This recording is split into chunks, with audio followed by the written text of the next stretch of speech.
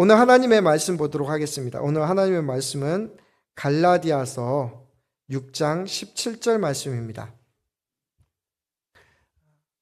갈라디아서 6장 17절 말씀. 한 절밖에 되지 않으니까 같은 목소리로 한번 읽어볼까요? 시작. 이후로는 누구든지 나를 괴롭게 하지 말라. 내가 내 몸에 예수의 흔적을 지니고 있노라. 아멘. 오늘은 예수의 흔적을 지닌 사람이란 제목을 가지고 여러분에게 말씀을 증거하도록 하겠습니다. 지난주 월요일이 지나고 화요일 날 이렇게 동네를 걷는데 저희 동네 주변에 이렇게 식당이 하나 있거든요. 그 식당이 창이 훤히 보이는 그런 식당인데 그날따라 파란색이 많이 보이는 거예요. 파란색 그 잠바를 입은 사람들이 이렇게 식사를 하고 있는데 가운데 뭘 이렇게 차고 있는데 아주 동그란 메달을 차고 있는 거예요. 그래서 저 사람들 뭐 하는 사람들인지 가만히 보니까 그 전날 보스턴 마라톤을 달리고 나서 완주한 사람들이 메달 받았잖아요. 근데 보통 메달이 한 요만큼 조그맣잖아요. 그죠? 근데 이만큼 되더라고요. 이만큼. 굉장히 큰 메달을 이렇게 대고 이렇게 다들 차고 거기서 밥을 먹고 있는 거예요. 그래서 그 사람들이 저 같으면은 보통 마라톤 끝나면 메달을 제 가방에다 넣어놓고 안 차고 다닐 텐데, 그리고 마라톤도 끝났으니까 나는 그냥 반바지 입든지 그냥 그냥 편한 복장으로 이렇게 다닐 텐데 굳이 파란색 정장을 입고 마라톤 메달을 쓰고 그렇게 하는 걸 보면서 저 사람들의 자부심이 아주 대단하다 그런 생각이 들었습니다. 그게 뭘 자랑하는 거예요? 내가 보스턴 마라톤 참가한 마라토너입니다. 나는 완주했습니다. 그래서 자랑하는 거죠. 자, 세상 사람들은 자기가 최고의 가치를 두는 것을 자랑합니다. 그것을 굉장히 의지합니다. 자식의 앞길을 보면서 그 자식에 대해서 자랑하는 사람들 가만히 보면 어떤 사람들이 자랑하나 봤더니 차에다 스티커를 붙여요. H를 붙이는 거예요. 저게 뭔가 했죠. 그랬더니 H로 시작되는 학교에 갔다는 거예요. B로 시작되면 B로 시작되는 그런 학교를 갔다는 거예요. 학교에 대해서 자랑하기도 하고 그렇게 얘기를 합니다. 또 좋은 데 갔으면 좋은 데 갔다라고 이렇게 자랑하기도 합니다. 여러분은 무엇을 자랑하십니까? 아까도 말씀드렸지만 자랑한다라고 하는 것은 우리의 가치와 방향과 의미가 담겨 있는 거라고 말씀드렸습니다. 자, 여러분은 어디에다 가치와 의미와 방향을 담아서 자랑하고 있습니까? 여러분은 그리스도인이라고 자랑하고 있습니까? 여러분은 그리스도인이라고 자랑하고 있다고 하면 어떤 흔적을 가지고 있습니까? 한때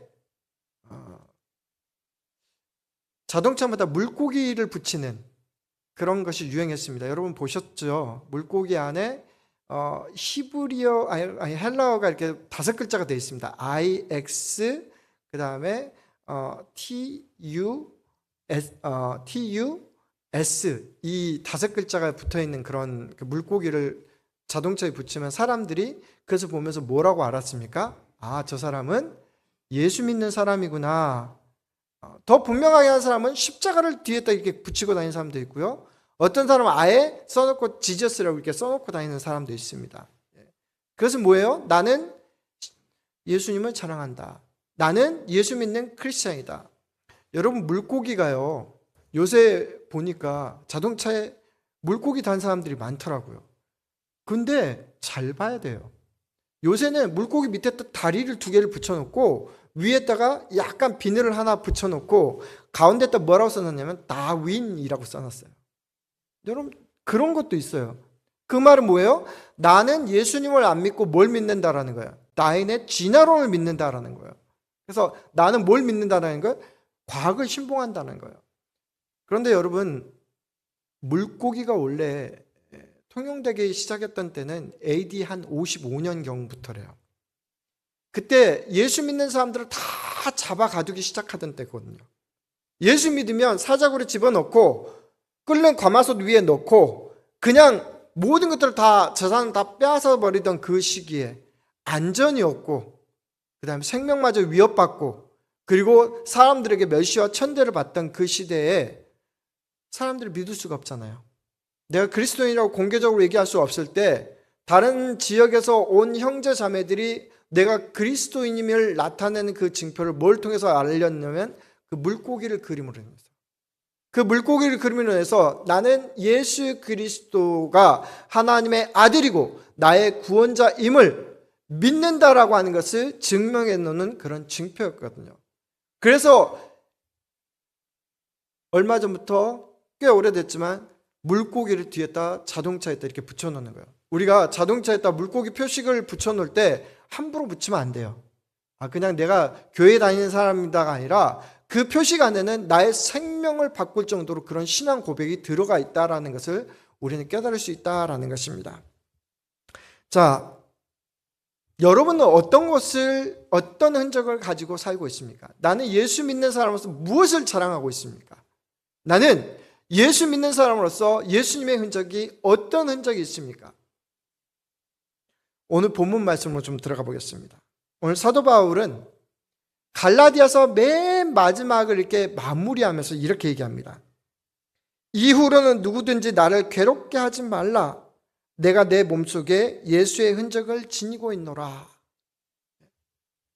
갈라디아 지역은 오늘날로 치면 터키 중앙부라고 생각하시면 됩니다. 아나톨리아 고원 그렇게 하면 못 알아들으실 것 같아서 그냥 터키의 한가운데 있는 그런 지역 정도다 이렇게 보시면 될 것 같습니다. 루스드라, 더베, 이고니온 여러분들 흔히 들어봤을 안디옥 지역을 이렇게 얘기합니다. 사도 바울이 1차 전도 여행을 가서 그곳에 복음을 전하고 교회를 세웠습니다. 그리고 나서 한참 지난 다음에 이 편지를 쓰는 거예요. 사도 바울이 12편의 편지를 남겼는데 그 중에서 제일 먼저 쓴 편지가 뭐냐면 갈라디아서입니다. 갈라디아서를 쓰면서 맨 나중에 오늘 한 말이 뭐냐면 이후로는 누구든지 나를 괴롭게 하지 말라. 내가 내 몸에 예수의 흔적을 지니고 있노라. 그렇게 얘기를 하고 있는 것입니다. 그럼 말씀을 좀 뜯어봐야겠죠. 도대체 왜 사도 바울은 이 말을 했을까요? 왜? 사도 바울이 복음을 전했는데요. 복음을 전한 곳에 안디옥 교회, 더베 교회, 루스드라 교회, 또 여러 이고니온 교회 이렇게 교회들을 다 세워놨는데 교회가 열심히 사람들이 모이면서 잘 번창했습니다. 근데 그 뒤에 교회가 세워졌다는 말을 듣고 여기서도 하나님을 믿는다는 사람들이 많아진다는 그 소식을 듣고 유대 지역으로부터 유대인들 중에서 거짓 교사들이 들어왔고 거기에 와서 같이 예배드리면서 같이 살면서 사도 바울이 전한 복음이 틀렸다라고 얘기하는 거예요. 너희들 하나님 믿는다고 하는데 그렇게 하면 안 돼. 하나님을 제대로 믿으려면 할례를 받아야 돼. 할례를 받고 거기서 그치면 안 돼. 할례를 받고 나서 율법을 믿어야 돼. 성경에 얘기한 대로 하나님께서 말씀한 그 율법들을 다 믿어야 돼. 그래야 진짜 하나님의 백성이야. 그런 복음을 전하는 거예요. 여러분, 이게 어떤 상황이냐면요. 사도 바울이 복음의 털을 다 닦고 완전히 정말 하나님의 교회를 제대로 세워놨는데 전혀 이상한 복음이 들어와갖고 교회를 완전히 싹 바꿔놓고 사람들의 마음이 사도 바울로부터 다 떠나고 그 사람들을 다 쏠려버린 거예요. 그러니 사도 바울이 볼 때는 딱 미치고 환장할 그런 상황에 이르렀던 겁니다. 사도 바울이 제일 힘들어했던 건 뭐냐면요. 그 사람들이 와가지고 계속해서 찌르는 거예요. 뭘 찌르는 거냐면 사도 바울이 예수님이 12제자였냐 이거예요. 사도 바울은 예수님이 12제자가 아니잖아요. 그죠? 예수님이 12제자는 베드로부터 시작해갖고 맨 마지막에 누구까지 새롭게 가룟 유다 대신에 뽑힌 마띠아까지 가는데 예수님의 3년 동안 예수님을 따라다니는 것도 아니고 예수님을 또 직접 가르침을 받은 것도 아니고 예수님이 살았을 때 만난 적이 없는데 그 제자도 아닌 사람이 그 사도도 아닌 사람이 예수님의 복음을 전하고 그곳에서 교회를 세우고 그렇게 얘기하니까 뒤에서 나온 사람들이 끊임없이 그의 정통성을 이렇게 핍박을 하게 된 거예요. 저 사람 믿지 마라. 예수님의 12제자 아니었어. 저 사람이 전한 복음이 별거 아니야. 우리가 전한 게 진짜야. 우리는 예수님을 받고 예수님의 제자들과 같이 있었고 거기에서 같이 생활했어. 그렇게 하면서 얘기를 하는 거예요. 사도 바울이 얼마나 괴로웠겠어요. 사도 바울도 알아요. 뭘 아냐면 사도 바울이 사도로 부름받기에 부족하다는 걸 알아요. 근데 여러분 사도의 뜻이 뭔지 아세요? 부르심을 받은 자라는 뜻을 가지고 있어요. 그러니까 사도 바울은 다메섹으로 가던 도중에 예수님 핍박으로 가던 도중에 예수님을 만나서 너는 이방인을 위하여 보내는 나의 사도라고 예수님으로부터 직접 부르심을 받거든요. 그러니까 사도 바울이 사도예요? 아니에요. 사도예요. 그래서 나는 자격 없는데 만삭되어 나지 못한 난데 예수님이 나를 직접 불러서 사도로 불러주셨어.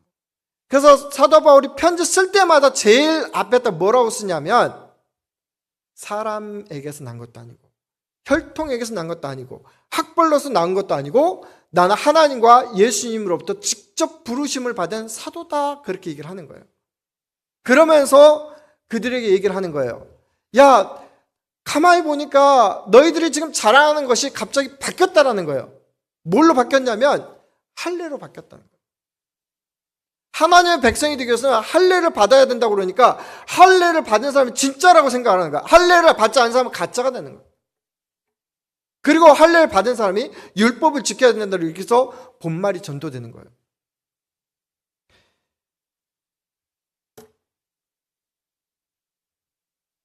그들이 전한 거 외에는 예수님만 믿어서는 안 된다는 거예요. 예수 플러스 계속 붙이면서 그들을 괴롭히고 맨 처음에 오직 믿음만으로 받는 그 복음에 대해서 이렇게 흔들어 버리니까 사도 바울이 너무너무 괴로웠던 거예요.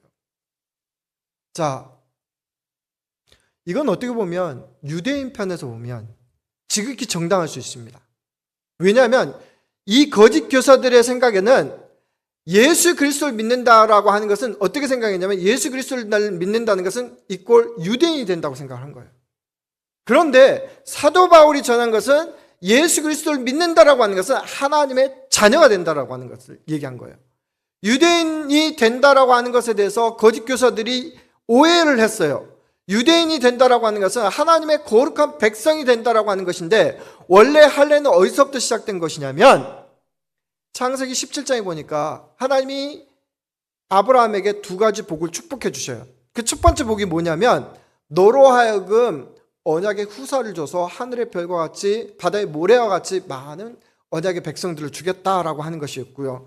두 번째가 뭐냐면 내가 너의 하나님이 된 것처럼 너의 후손들에게도 하나님이 되겠다라고 그런 축복을 주신 거예요. 그래서 그 약속에 대해서 아브라함이 너무 감사해서 자, 너 이 약속을 받아들이려면 할례를 받아라. 그렇게 해서 그 감사의 표현으로 할례를 받은 거예요. 근데 지금 유대인들은 이걸 싹 바꿔버리는 거예요. 어떻게 바뀌냐면 이 할례를 받아야만 네가 하나님의 축복의 자손이 되고 너의 하나님이 된다라고 이렇게 뒤바뀌게 된 거예요. 여러분, 이게 무섭습니다. 교회 안에서 본질과 주변이 뒤바뀌게 되면 아주 안 좋은 일이 두 가지가 일어납니다. 여러분, 우리 교회 안에서 우리가 예배하면서 우리가 예배하는 그 대상이 누굽니까? 하나님과 예수님과 성령님 안에서 우리가 예배하는 거잖아요. 전심으로 우리가 하나님 앞에 예배하러 나오는 거잖아요. 근데 예배하러 나오는 것이 우리의 예배하는 것이 곧 하나님의 백성이다 생각하고 예배가 주가 되거나 아니면 우리 안에 하나님 앞에 드리는 헌신보다도 하나님 앞에서 봉사하는 것이 주가 되거나 아니면 내가 성경을 통해서 하나님의 마음을 깨달아야 되는데 성경 읽는 것이 주가 되면 어떤 일이 벌어지게 되냐면 두 가지 안 좋은 일이 벌어지는데 첫 번째는 굉장히 교만해지게 됩니다. 그렇게 되면 교회에서 나타나는 현상들이 이렇게 생깁니다. 내가 평생 교회를 다녔어. 내가 목사가 됐어. 내가 장로가 됐어. 내가 권사가 됐어. 난 15년 동안 교회를 다녔어. 50년 동안 교회를 다녔어. 그것을 자랑하게 된다라는 겁니다. 자랑의 대상이 뭔가 좀 이상하죠? 뭐가 빠져 있죠? 바깥 것을 자랑하게 된다라는 거예요. 그러면서 그 안에 목소리만 높여지고 자기의 프라이드만 장해서 나는 너희들하고 다르다라고 구별짓는 그런 것들이 생기게 된다는 거예요. 두 번째는 어떤 현상이 벌어지게 되냐면 외식하게 됩니다. 주님은 기도에 대해서, 예배에 대해서, 말씀에 대해서 그 중심을 보라고 했는데 그것이 안 됐을 경우에 어떻게 되는 거예요? 자꾸 보여주기 위해서 노력을 하는 거예요. 내가 성경을 300번 통독했어. 300번 통독했어가 중요한 것이 아니라 말씀을 통해서 내가 하나님의 마음으로 바뀌는 게 중요하잖아요. 그렇죠? 내가 1년 동안 52주 동안 예배를 드렸어. 아니요. 한 번의 예배를 드려도 하나님을 온 마음으로 찬양하고 전심으로 찬양하는 것이 중요하잖아요. 하나님 제대로 인격적으로 만나는 게 중요하잖아요. 그런데 외식함이 되는 거예요. 사람에게 보이는 그런 외식함이 된다라는 거예요. 사도 바울이 봤을 때 마음이 너무너무 괴로운 거예요. 열심히 복음을 전도해서 세우는 그 교회들이 본말이 전도되고 그 중심이 바뀌어졌을 때 그가 바라보는 그 마음이 너무너무 안타까워지는 거예요. 그래서 뭐라고 얘기합니까? 오늘 본문에서 너희는 나를 괴롭게 하지 마라. 제발 이 교회의 중심이 무엇이고 우리 신앙의 대상이 무엇이고 그것들이 무엇을 자랑해야 되는지 우리에게 이렇게 얘기하고 있는 것입니다. 그 다음 말씀이 뭐라고 얘기하고 있습니까? 이후로는 누구든지 나를 괴롭게 하지 말라. 그렇게 하면서 내가 내 몸에 예수의 흔적을 지니고 있노라. 그 몸 안에 예수님의 흔적을 가지고 있다는 거예요. 여러분, 예수님의 흔적이라고 하는 설교를 쳐보면 많이 나오는 헬라어 단어가 하나 나옵니다. 뭐냐면 스티그마라고 하는 것입니다. 자, 예수님 당시로 한번 돌아가 보겠습니다. 이게 뭘 얘기하냐면요, 여러분, 짐승이 수천 마리 있어요. 그 짐승이 들판을 이렇게 뛰어다니는데 내 건지 이 사람 건지 어떻게 알아요? 그래서 사람들이 옛날부터 하던 일이 있어요. 뭐냐면 어떤 인두를 하나 만들어갖고 불에 달아갖고 자기만의 표식을 해가지고 귀에다 찍는 거예요. 등에다 찍는 거예요. 그러면 자라면서 그 표식이 계속 남아있는 거예요. 마찬가지로 사람에게도 어떤 사람이 내 노예가 되었을 때 그 사람이 나의 노예다를 찍기 위해서 뜨거운 불에 달아가지고 귀나 몸이나 팔이나 거기다 인장을 찍는 걸 뭐라고 얘기하냐면 스티그마라고 얘기를 하는 거예요. 그 말은 뭐예요? 소유를 의미합니다. 나는 누구의 것이다.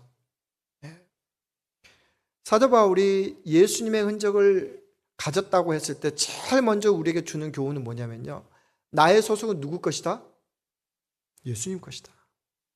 나의 소속은 나는 예수님께 얽매인 노예다, 주의 노예다라고 하는 것을 우리에게 알려주는 거예요.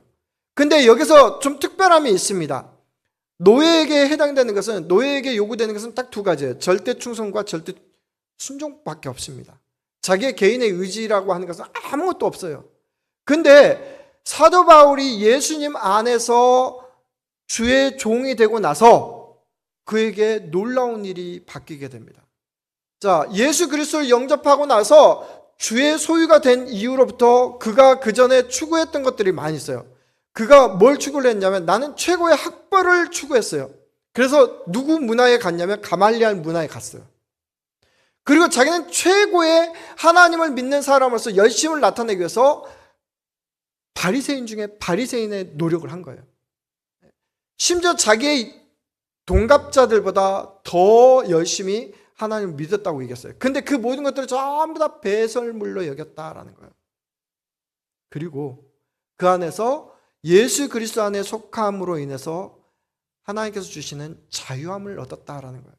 그 전에 그렇게도 자기가 열심히 목매달아서 붙잡으려고 했던 그 율법들을 전부 다 내려놓고 오직 무엇을 붙잡게 되는 거예요? 예수 그리스도만을 붙잡게 되는 거예요. 그래서 예수 그리스도의 생명 가치가 그의 넘버원이 되는 거예요. 물론 이 땅에서 사는 것이 또 이 땅에서 여러 가지 있는 그런 것들이 다 필요가 없다는 거 아니에요. 그러나 우선순위가 완전히 바뀐 거예요. 그것을 우선순위로 보니까 나머지는 있어도 되고 없어도 되는 것이 되는 거예요.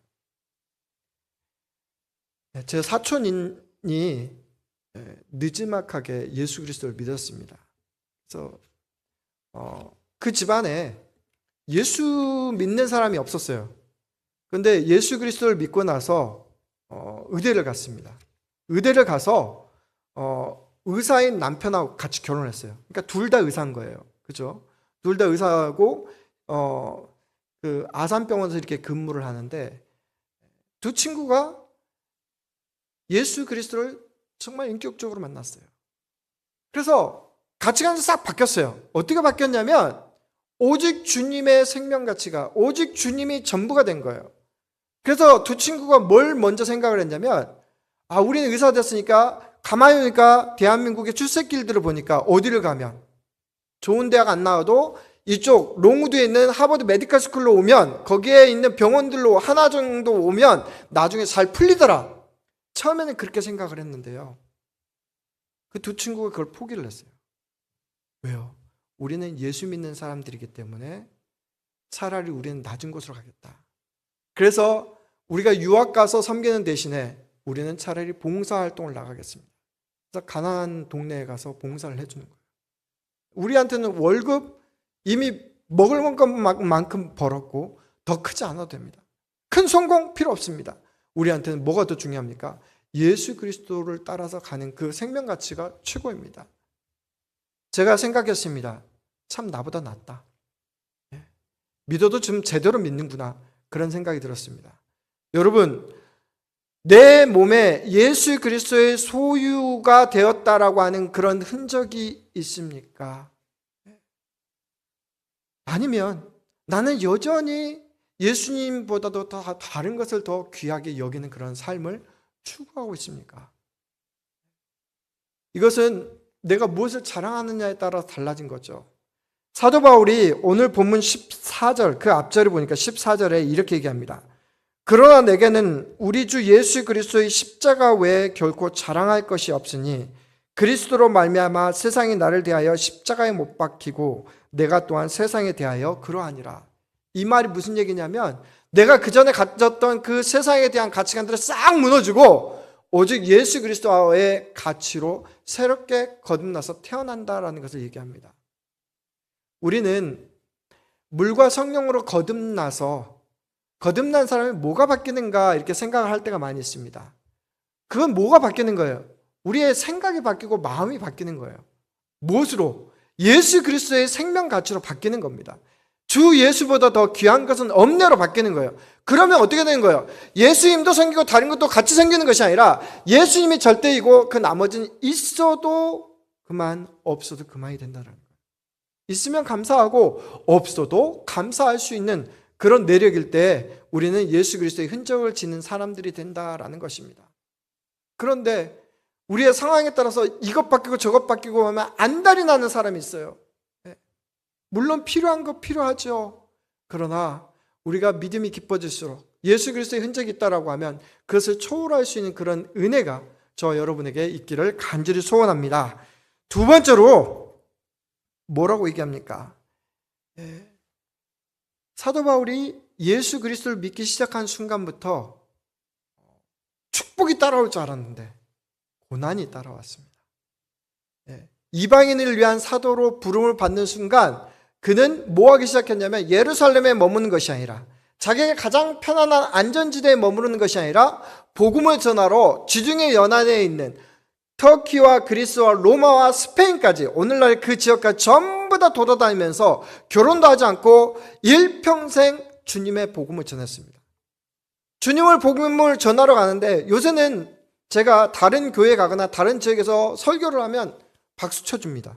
하나의 복음을 전한다고 그래도 감사하다고 이렇게 박수를 쳐줍니다. 근데 박수는커녕 돌팔매를 맞기도 하고 붙잡히기도 하고 사람들에게 욕을 먹고 그렇습니다.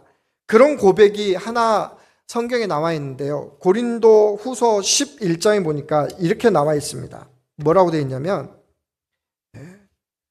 그들이 그리스도의 일꾼이냐 정신없는 말을 하거니와 나는 더욱 그러하도다. 고린도 후서 11장 23절부터 읽습니다. 내가 수고를 넘치도록 하고 옥에 갇히기도 하고 더 많이 하고 매도 수없이 맞고 여러 번 죽을 뻔하였으니 유대인들에게 40에서 하나 감한 매를 5번 맞았으며, 유대인들은 때려도 40대가 최고입니다. 거기서 하나 했으니까 39번씩 5번이나 맞았다는 거예요.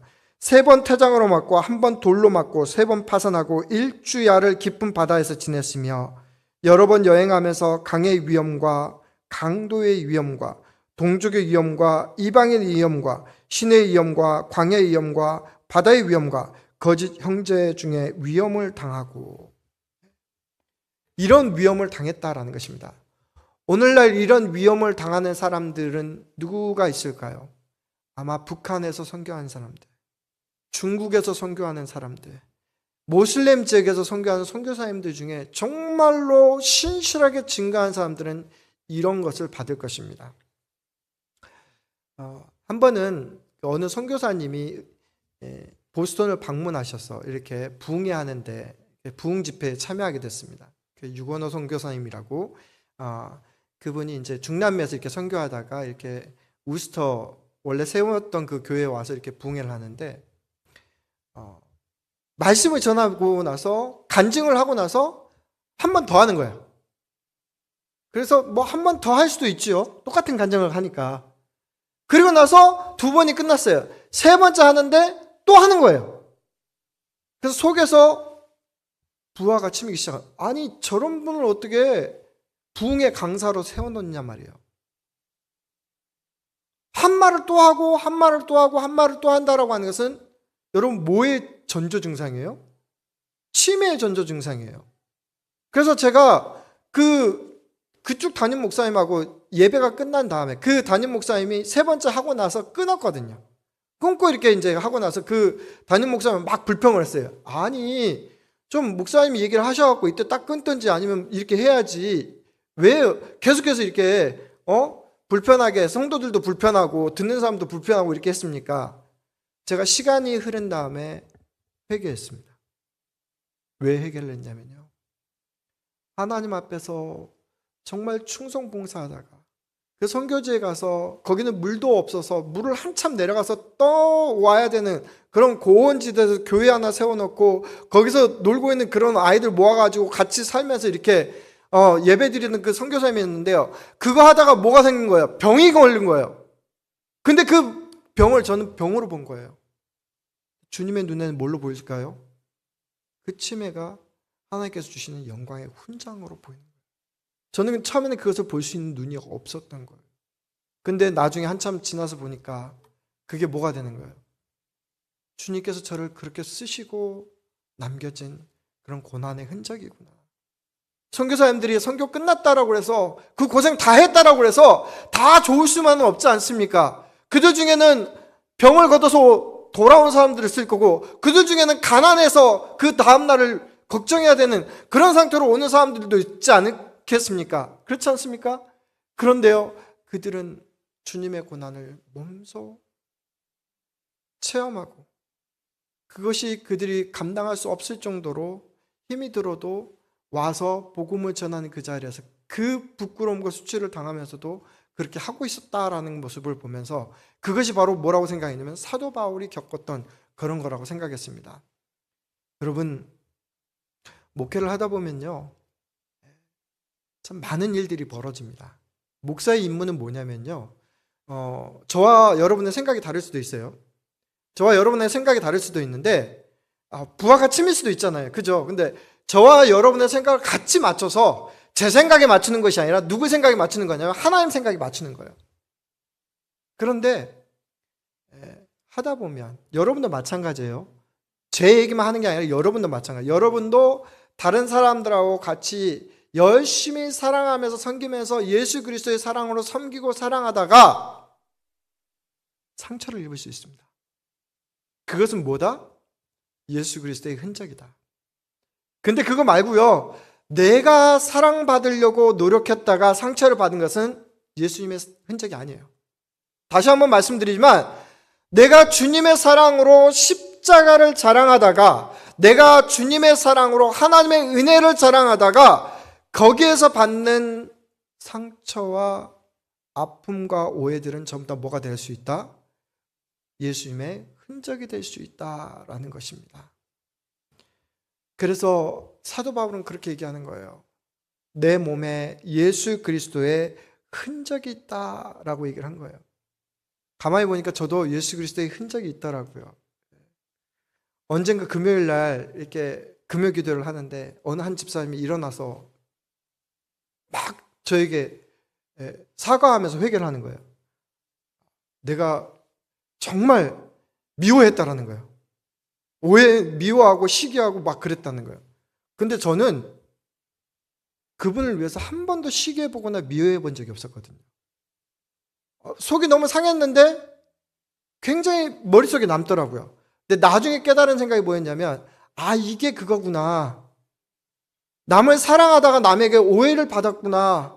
남을 사랑하다가 사실은 그걸로 인해서 다른 사람들이, 그 말을 듣는 다른 사람들이 저를 얼마나 짜납게 보았겠어요, 사실은. 그런데 그것을 통해서 제가 바라보면서 깨닫는 은혜였어요. 예수님 믿기 때문에 이런 것들을 받아도 괜찮아. 하나님이 나를 이렇게 해서 하나씩 하나씩 차곡차곡 쌓게 하는구나. 사랑하는 성도 여러분, 사도 바울에게 있어서는요, 예수 그리스도의 십자가를 위해서라고 하면 좋은 것뿐만 아니라 나쁜 것, 힘든 것, 어려운 것, 그 모든 것까지 자랑으로 느꼈습니다. 그것이 바로 예수 그리스도의 흔적이었습니다. 그것이 삶으로 나타나는 것이었습니다. 여러분, 그러므로 예수 그리스도의 흔적은 뭐냐면 예수님의 십자가 사랑을 깨닫고 남을 사랑하다, 그들에게 복음을 전하거나 그들을 예수 그리스도의 사랑으로 기도하거나 그들을 예수 그리스도의 사랑으로 도와주거나 그들을 예수 그리스도에 헌신하다가 내가 욕을 먹었을 때 내게 생기는 그 상처들과 아픔들이 다 그리스도의 흔적이다 생각하시면 될 것 같습니다. 말씀을 마치도록 하겠습니다. 우리는 요새 그 이란과 미국이 이렇게 전쟁을 하잖아요. 이란이 꿈쩍도 않죠. 그러면서 점점 좀 동요하면서 하는 얘기가 있습니다. 너희가 미국이 쳐들어왔을 때 죽으면 바로 뭐다? 순교자가 된다. 그 말에 혹해가지고 이란이 어떻게 하고 있습니까? 필사적으로 항전을 하고 있습니다. 그래서 제가 찾아봤어요. 나중에 천국에 갔을 때 누가 하나님으로부터 제일 가까운 곳에 있는가 봤어요. 그랬더니 예수님이 12제자가 있고요. 그 다음에 누가 있냐면 순교자가 있더라고요. 순교자. 우리에게는 순교하라고 하는 얘기가 아닙니다. 무슨 얘기냐면 주를 위해서 핍박받고 박해받고 주를 위해서 이런 고통의 흔적이 있는 사람들에게 하나님이 귀하게 여겨주신다라고 하는 것을 깨닫게 된 본문이에요. 이방 사람들도 그런데 우리 예수 믿는 사람들도 하나님께서 그렇게 귀하게 여겨주신다라고 하는 것을 깨달을 수 있습니다. 사랑하는 성도 여러분, 이제 말씀을 마치도록 하겠습니다. 오늘날엔 참 여러 종류의 그리스도인들이 많습니다. 그러나 내가 진정으로 예수 그리스도의 소유된 주의 노예로, 그리고 우리의 몸으로, 그리고 우리의 사랑으로 예수의 흔적을 지닌 사람은 그리 많지 않습니다. 많은 이들이 하나님을 자기 기준에 맞추려고 합니다. 복음을 자기 편의대로 해석하는 것이 오늘날입니다. 그러나 진짜 흔적을 지닌 사람들은 다릅니다. 나는 예수님의 소유된 종임을 분명히 자각하면서 오직 예수님께 순종하는 삶을 사는 사람들입니다. 내가 받은 십자가의 은혜가 너무 커서 내 삶의 노선을 예수님의 복음에 맞춥니다. 예수님의 십자가를 생각하며 내가 받는 불이익과 고난과 힘듦이 있어도 십자가의 은혜를 생각하며 사랑하다가 받은 불이익과 고난과 힘듦을 영광의 흔적으로 생각하는 사람들입니다. 바로 그런 은혜가 우리 삶에도 있기를 원합니다. 세상이 흔들리고 세상에 여러 가지 유혹이 있을지라도 나는 예수님께 속한 사람입니다를 분명히 나타낼 수 있는 여러분의 삶으로, 여러분의 믿음으로 분명히 나타낼 수 있는 저와 여러분 되시기를 주의 이름으로 간절히 축원합니다. 기도하겠습니다.